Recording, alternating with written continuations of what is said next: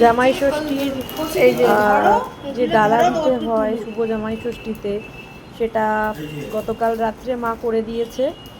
তো সেই are you happy? 10টা 16-তে যে জামাই ষষ্ঠী লেগেছে, তো সেই রাতেই মা ডালা দিয়েছে, জামাইকে আশীর্বাদ করেছে, জামাইকে তার গিফট দিয়েছে এবং সেই তাদের সুন্দর মুহূর্তের ছবি।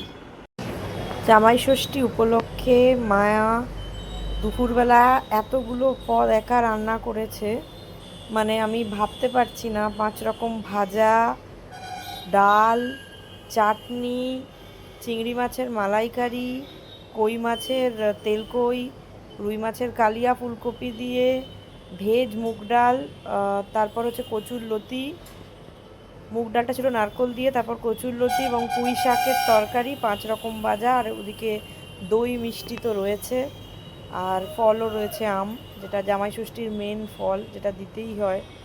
মা একা হাতে এত রান্না করেছে এবং আমার প্লেটও গুছিয়ে দিয়েছে উল্টো দিকে।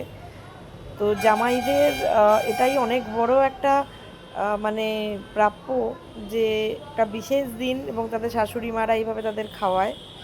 আর জামাই বসে গেছে খেতে, প্লেটে সব কিছু সাজিয়ে, ফল মিষ্টি দই সমস্ত রকম পদের খাবার সব কিছু সাজিয়ে বসে গেছে খেতে।